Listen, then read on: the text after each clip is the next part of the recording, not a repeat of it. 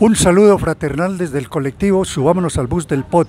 Recuerden, del escritorio al territorio. Hacemos construcción social de territorio, por la ética pública y la dignidad humana.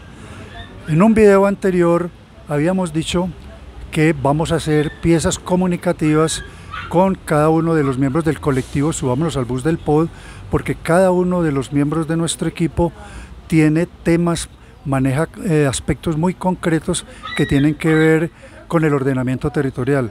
Somos realmente un equipo de expertos en diferentes temas que tienen que ver con ese ordenamiento territorial.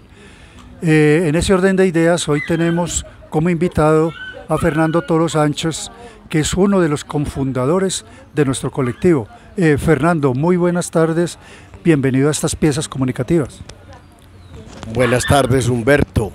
Feliz de estar aquí, de poder co-construir con la ciudadanía, aportar lo que se ha venido aprendiendo a lo largo del tiempo, a partir del entendido de que nosotros no somos más que depositarios de un conocimiento que es de carácter universal. Muy bien, Fernando. Nosotros hemos hecho ya 2 videos, por favor entren a YouTube y los buscan, sobre este nuevo concepto de área metropolitana. 2 videos con la doctora Patricia Rojas, repito, por favor entren y los miren, donde ya hay que trascender los conceptos. Hablamos de plan de ordenamiento territorial, pero no, cuando hablamos de área metropolitana tenemos que hablar de un plan de ordenamiento metropolitano. Sin embargo, como pedagogía allá para ustedes, es bueno saber que han habido evoluciones en materia de ordenamiento territorial. Desde la Constitución del año 86 pues hubo una división del país en departamentos y territorios nacionales. Luego por ley vino el concepto de área metropolitana, y ya cuando tenemos la Constitución del 91 empezamos a hablar de otras formas de planificar el territorio. Háblanos un resumen rápido, Fernando, para la audiencia sobre cómo ha sido esa evolución del ordenamiento territorial en Colombia. A ver, nosotros podemos decir que gran parte de nuestro ordenamiento está sustentado en la forma como España distribuyó el territorio en América Latina, lo que pasó a convertirse en América Latina, y eso, la primera forma que tuvimos fue la forma de los virreinatos. Sobre esos virreinatos se definían ciertos territorios que con el tiempo pasaron a ser los llamados estados dentro de las repúblicas. Entonces el estado de Cundinamarca, el estado del Cauca, el estado antioqueño y el estado de Cartagena. Con el tiempo, ya en los procesos constitucionales del siglo XIX, eso se fue tratando como de decantar, tratando de encontrar una forma propia, y en la Constitución del 86 aparecen las primeras figuras, ya como la figura departamental, el municipio, pero se abandona una figura que existía y que hoy toca tratar de recuperar, que es el municipio indiano, y comenzamos a hacer ese recorrido. Gran parte del siglo XX, en el año 68, en la reforma del año 68, se incluye un artículo en el que se dice que el Consejo Municipal, a iniciativa del alcalde, podrá dividir el territorio en comunas y corregimientos. O sea, la estructura en comunas y corregimientos es una estructura del año 68 en la Constitución del 86, y en los desarrollos legislativos sobre el ordenamiento aparece la figura del área metropolitana y aparece la figura del Distrito Especial de Bogotá. No se habló en ese entonces de nuevas formas ni de nuevos distritos, solamente el distrito de Bogotá y las áreas metropolitanas, que en especial se consolidó fue el área metropolitana de Medellín. Muy bien, centrémonos entonces ahora en lo que pues es motivo de este video, que es hablar del área metropolitana y del plan de ordenamiento territorial del área metropolitana. Hagamos una síntesis, Fernando, de cómo ha sido ese ordenamiento territorial en la ciudad. Tenemos un plan de ordenamiento territorial vigente 2017-2027 y es en lo que, digamos, la administración está centrada en este momento. Pero resulta que al crear el área metropolitana sin un municipio, recuerde que hablamos en un video anterior que esa región centro-sur con la cual se pretendía conformar esa área metropolitana, Chinchiná dijo no a esa integración en esa área metropolitana. Sin embargo, en noviembre del 23 la gente votó un área metropolitana con 4 municipios que son Neira, Palestina, Manizales y Villa María. Entonces hablemos un poquito cómo estamos en este momento para abordar ese tema de un plan de ordenamiento territorial metropolitano. Es decir, eso ni siquiera hemos empezado. La pregunta de Fernando, ¿por dónde empezar o qué hacer? A ver, tratemos de ubicarnos primero en cómo hacer la distribución territorial del departamento. Lo que hoy tenemos, entre comillas, como parte de un área metropolitana es consecuencia de una figura que se utiliza a partir también del año 60 y pico, 70 y pico, desde la administración departamental, que fueron las llamadas URPAs, Unidades Regionales de Planeación Agropecuaria, y sobre esas figuras se montó la distribución territorial del departamento. Entonces apareció la región Oriente, la región Magdalena, la región occidente del departamento, se habló de la región sur, que hoy llamamos centro-sur, era la región sur, y se habló de una región central que contenía municipios como Marulanda, Manzanares. Con el tiempo, sobre esa misma estructura territorial, lo único que hicimos fue cambiar nombres, pero conservar la estructura, dejar exactamente la misma estructura. Y esa estructura nos toca decir hoy si en realidad era la que correspondía para ser un área metropolitana. ¿Será que el área metropolitana centro-sur era el área metropolitana que había que construir? ¿Eran esos los municipios que tenían que estar?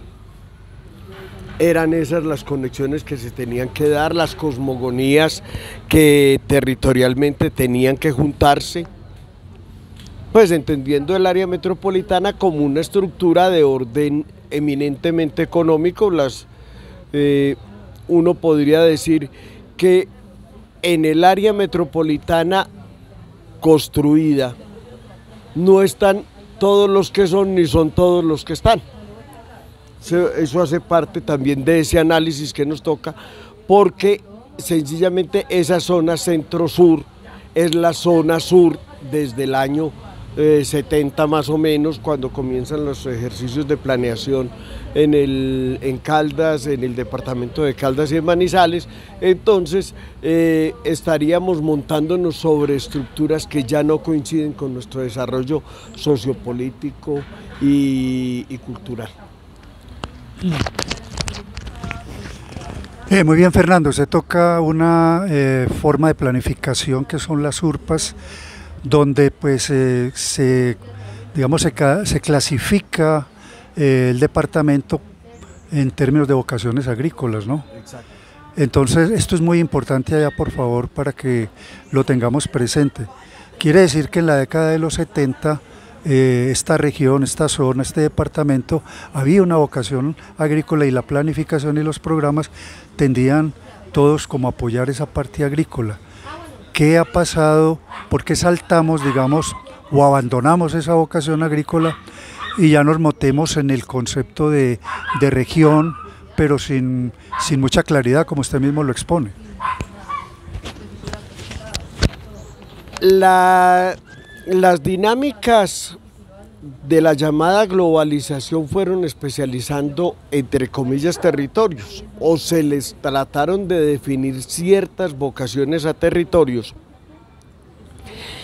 Y en el caso de la región centro-sur se le definió desde el año 89 la construcción como un pivote factor, o sea, como un sitio de paso de mercancías entre Asia y Europa y viceversa, con un eje vial que va de Caracas a la costa pacífica y una cantidad de cosas que se definieron en ese entonces y que muchos se han sostenido a ultranza cuando las dinámicas comerciales también han modificado en el tiempo del 89 aquí.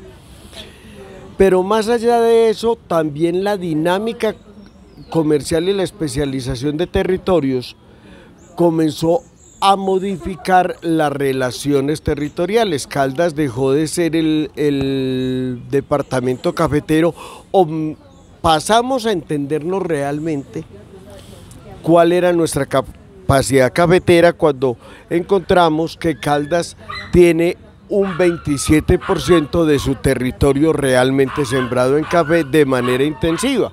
O sea, somos un departamento de economía cafetera, no por área sembrada, sino por el producto económico que se saca.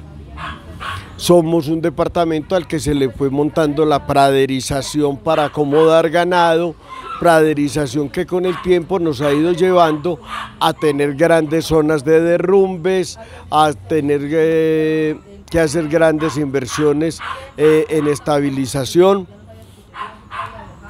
Pasamos también a tener áreas más dedicadas a fuera del aguacate, fuera del café como estructura rentable, entonces nos fuimos convirtiendo en un departamento de monocultivos, abandonando toda la producción agropecuaria inicial, y entonces especializamos zonas para panela, especializamos zonas para cultivo de pino y ciprés, y lo último que hicimos fue tener zonas para aguacate.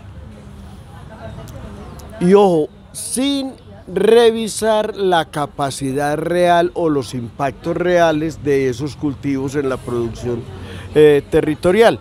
Ahora, junto a eso, entonces vienen los desarrollos legislativos que se fueron obteniendo en la Constitución del 91 y se habló de las regiones, entonces estamos ya jugando en el mundo de las regiones. Caldas tiene la RAP, eje cafetero, donde se está moviendo en unas dinámicas hacia el turismo, pero también tiene otra RAP construida con el sur de Antioquia, donde se está moviendo en otras dinámicas. Y la pregunta comienza a ser otra vez la misma que apareció sobre la década del 90. ¿Cuál es la visión de futuro del departamento? ¿Para dónde vamos como departamento?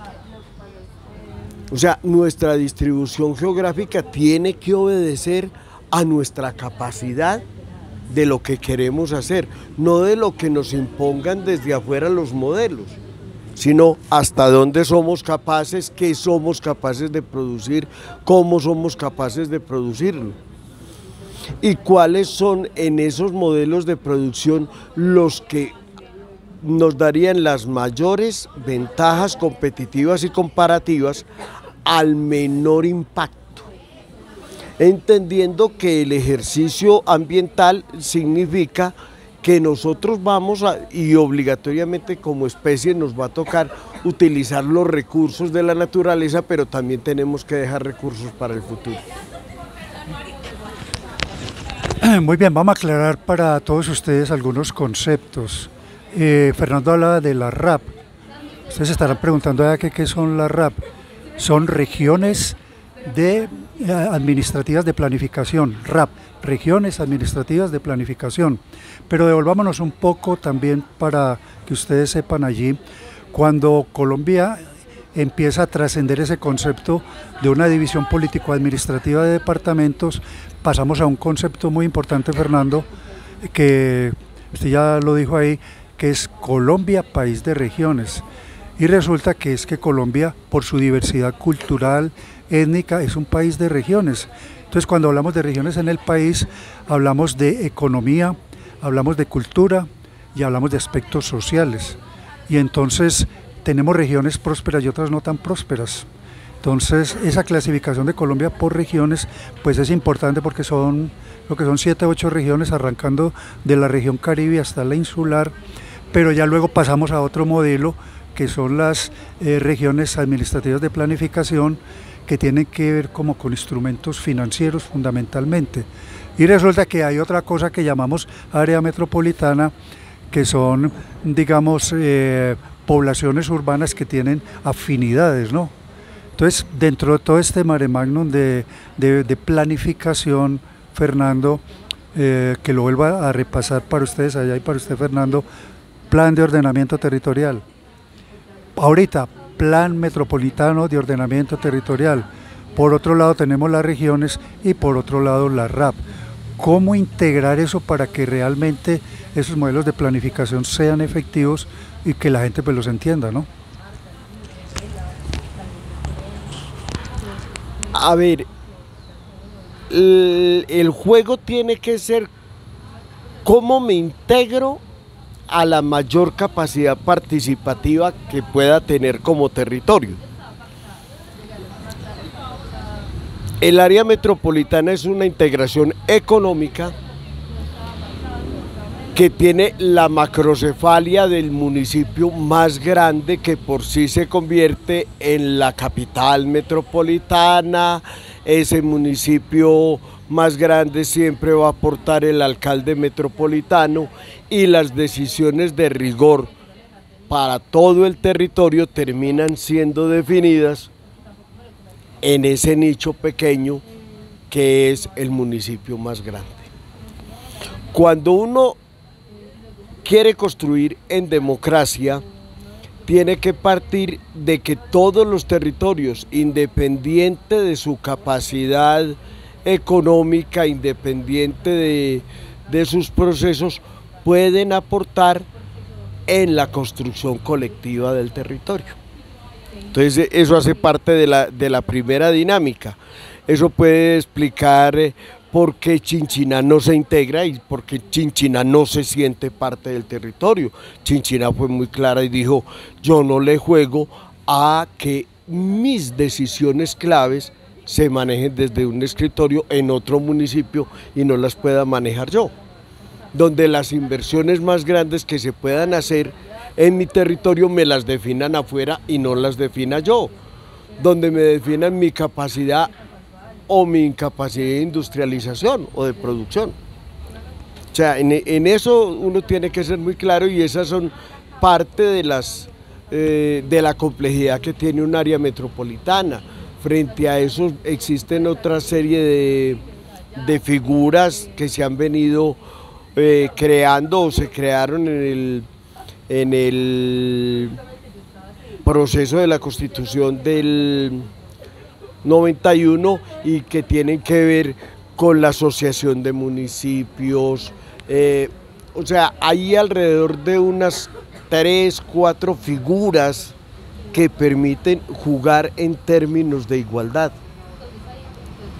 donde uno puede decir que va a tener estructuras rotativas entre los alcaldes para dirigir el territorio, una mayor capacidad de integración, mayor respeto en las mismas decisiones, porque no se trata de que el más grande se devore al pequeño porque el pequeño no tuvo con qué contestar, cuando el pequeño también está aportando al proceso de desarrollo. Cuando hablamos de esto, ahí de pronto a uno le puedan decir ¿y cómo hacer eso? Entonces uno tiene que decir, Caldas tiene, para que nos salgamos un pitico de aquí y podamos entender esas dimensiones, y luego volvemos y aterrizamos en esa área metropolitana. ¿Cuál es la cosmovisión de las poblaciones afro del Magdalena? ¿Cuál es la visión de un cordón de 11 municipios con población indígena que le aportan culturalmente y que tienen otro modelo de tenencia de tierra en Caldas? ¿Cuál es la visión de procesos colectivos que vienen desarrollando sectores campesinos para la tenencia de tierras y cómo se están disputando los derechos a la creación de zonas de reserva campesina, cómo viene una discusión grande sobre cómo ampliar las zonas de reserva ambiental del departamento, cómo nos vamos a integrar alrededor del agua, que es la gran dinámica del siglo XXI, no solamente por la capacidad o la posibilidad de construcción, sino la posibilidad de integrarnos en manera igualitaria. Y entonces caigo aquí y resulta de cómo vamos a hacer la integración del área metropolitana y el plan metropolitano cuando tengo dos asentamientos indígenas, uno en Palestina y otro en Neira. Entonces tengo que hacer reconocimiento de población indígena si voy a hacer un plan territorial. Pero al mismo tiempo tengo consultivas afros y eso lo tiene que contener eso. Y aquí tenemos población y organización campesina y entonces esa dinámica no puede salir desde un escritorio diciendo vamos a tener un plan metropolitano que desconoce esa capacidad de la diversidad poblacional en territorio que puede ser nuestra mayor riqueza. Bueno, el tema pues es amplio. Yo diría, Fernando, que lo que está pasando hay que trascender incluso cuando hablamos de áreas metropolitanas, hablemos de planificación a nivel regional. Y entonces ahí se acaba lo de Chinchina en términos de que no estoy o sí estoy, y entonces estamos hablando de un territorio mucho más amplio. Creo, Fernando, que eso sería, digamos, materia de otra conversación, donde entraríamos a hablar de otros modelos de organización del territorio, ¿no? Que es, pues en la provincia hay que indudablemente reconocer que en Caldas tenemos una población indígena y que ellos tienen su manera de organizar y de planificar el territorio. Fernando, pues agradecemos mucho todo lo que nos ha contado. Ustedes allá pues tuvieron oportunidad de escuchar de otras formas de planificar. Vamos a hacer un segundo conversatorio sobre este tema que es amplio, complejo y está en pleno debate. Lo que queremos con ustedes allá es que vayan pensando que hay que trascender conceptos, hay que trascender formas de planificar. Hasta una próxima oportunidad. No olviden entrar a Facebook y a YouTube. Entrar allí en YouTube, dar me gusta, inscribirse y por favor dejar sus comentarios. Hemos tenido comentarios muy interesantes y los comentarios que ustedes puedan darnos nos ayudan muchísimo.